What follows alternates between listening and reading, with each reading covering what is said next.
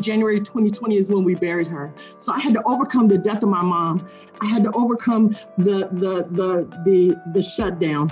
I had to overcome overwhelm and fear and uncertainty. I had to overcome the imposter syndrome. I had to overcome my own belief that I think I can do it. I think I can do it, but I don't have any proof. It's a 6-week course, and I just launched on Monday. I had my first call last night, and my January bills are paid, and I have testimonies to take forward for the next launch in March. And I'm like, okay. So people wonder why I get loud and get emotional and get, cause I'm watching miracles happen out of absolutely nothing. When I met Zina, she didn't like me. She didn't like me, Anna. Sparkles, she didn't like me. She didn't like me. Lydia, she did not like me. She did not want this white girl talking to her. She did not want this white girl coaching her. She looked at me, gave me the stink eye. She gave me that black girl look like, don't. I called on her. She's like, no. I'm like, yes. Like, I was just being obedient, but she kind of scared me because who she is now was not the woman I met 2 years ago.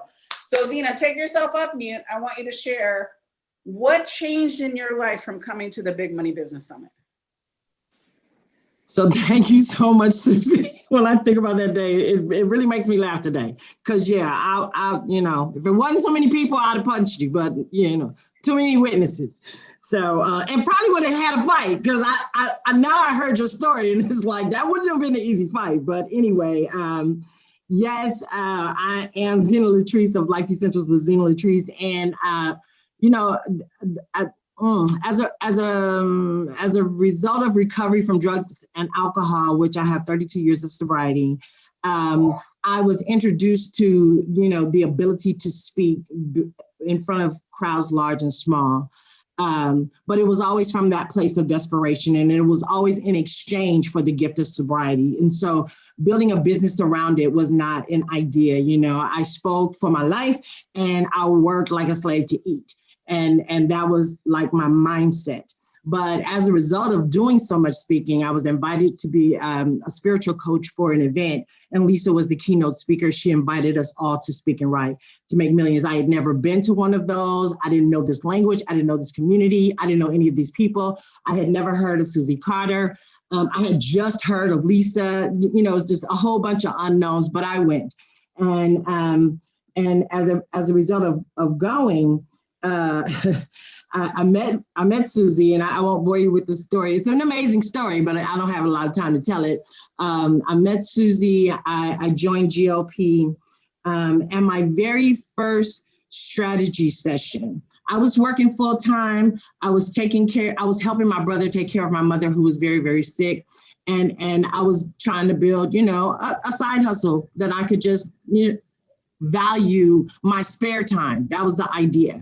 So this first strategy call with Susie, she asked me a few questions, and she said, hey, just listening to what you're saying, the first thing we're going to have to do is plan to release your investor. And because without the time to invest in what you're trying to build, you will not be able to build it the way you are describing it to me. So I didn't hear plan. I didn't hear I didn't hear none of that. Because, I come from the streets. I work from the streets. I hear the thing that I want to hear, and then I do that, and that's it, and that's all. So everybody I talked to from that point on, I just, if someone wanted to purchase services from me, the only thing I could think of is my yearly salary doubled. So anybody who asked me, what would it cost for me to do this? And it's like, oh, I can do that for you for double my yearly salary. And so, I got a whole bunch of no's, and then I got a yes. So when I got that yes, I quit my job. I didn't tell Susie. I didn't ask her questions. I was like, okay, I got a year to get it right. And I just quit. And so the next time I talked to her, I was like, hey, I released my investor. And I could see on her face, thinking back, the terror probably. She was like, wait, but we didn't put the plan together yet. I was like, no, I'm gonna do this, and I'm gonna do that, and I'm gonna do. And so then I put myself in the position where I had no options. There was no back door. Both have no choice but to make this work, because I'm responsible for my household. I'm responsible for my mother's household. My income was the only viable income for the two. And I quit my job on this 1 year's worth of salary. And so I'm like, okay, I can put some speaking things in place. I can go around, I can tell people about this book I have, and I can get people to pay me a speaker's fee, and that's how I'm going to do it. And a week later, the world shut down. And I was like, wow, that's interesting. So through GOP, and I'm going to tell you, I don't think I did it right. I don't think I did it in order. I don't think I did it in the way that it was lined out. But I had, again, desperation on my side. I didn't have any other choices. The bird in the hand that I was holding was Susie Carder. And I'm like, I don't know who you were back in October 2019 when I first met you, but I've had, almost a year of getting to know who you are now. And I know that you can get me to a place where I don't have to get on welfare and I don't have to go back to another corporate position. And so, hey, what I got? I don't have no money. I got a year's salary. I don't have no, I didn't do the modules. No, I don't understand. No, I'm at the call and I'm listening to the people and I deal with it. I mimicked it.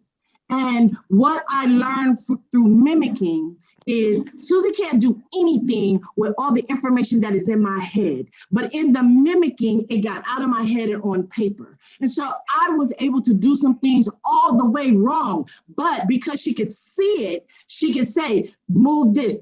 We talked in the last summit about the lock, Susie, the lock. The combination lock. And she could look at my ideas, my vision, my dreams, what I carried on paper and make those small moves and adjustments so that it would actually work. As a result, because I get it, it's such a much bigger story than what I'm telling, but I don't want to take up a lot of time. As a result, I launched my first online course Monday, the same day as the first day of Make It Rain.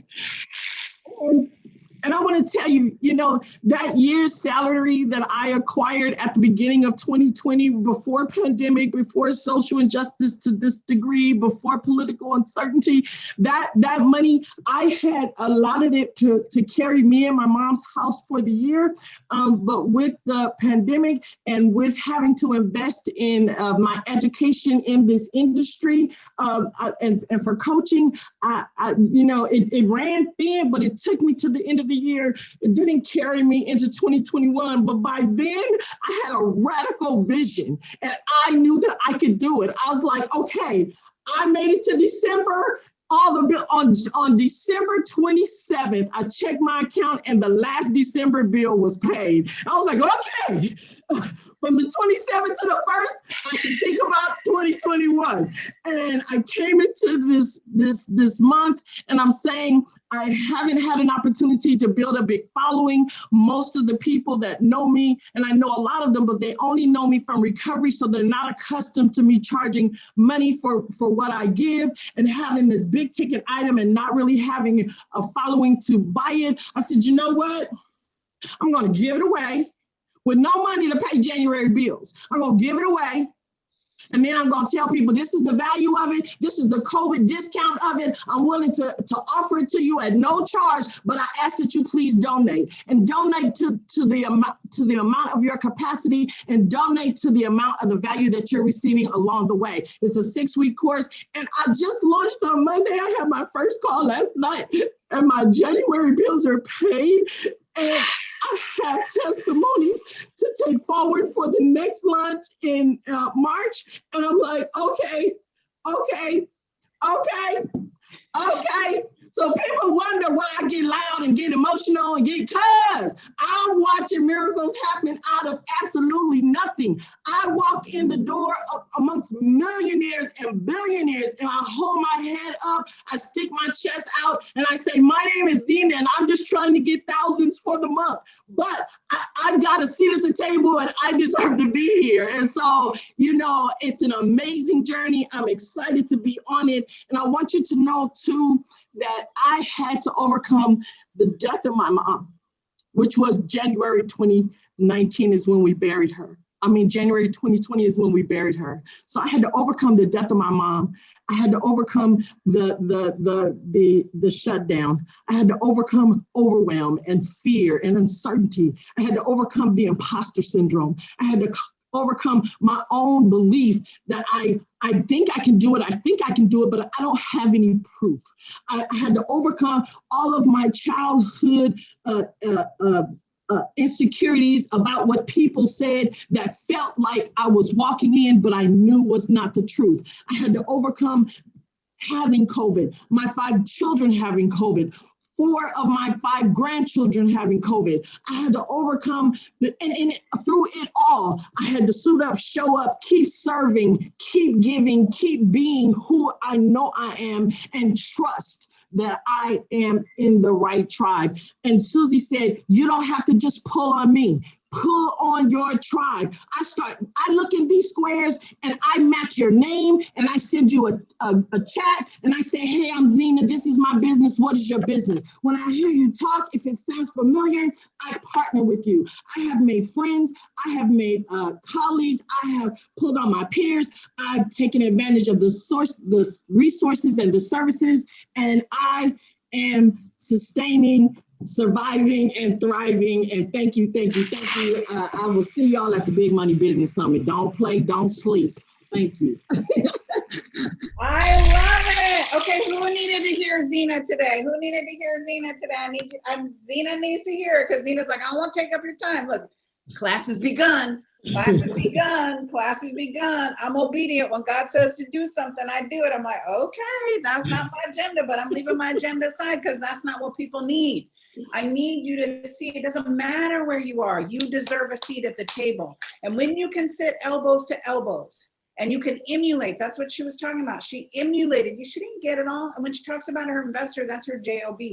Right, that's the company that you're currently working in right now. That's what Dr. V is doing. She's got an investor, but we have an exit strategy from that investor, right? Zina just ran. Zina's like me, just run. Okay, she said, do, I'm doing, right? So even though you don't know how to do it, you don't have to know how to do it all. You just have to be in action, and that's what we're talking about. Benjamin Franklin said, take the coins from your purse. Take the coins from your purse. Invest them in your mind, and your mind will fill your purse overflowing. You see, everything I've done, I've invested in my mind first. I've invested in me because I'm a good bet. I'm a good bet. I'm a good student. I may not do it perfect. I may not do it right out of the gate. I may have to continue to figure it out.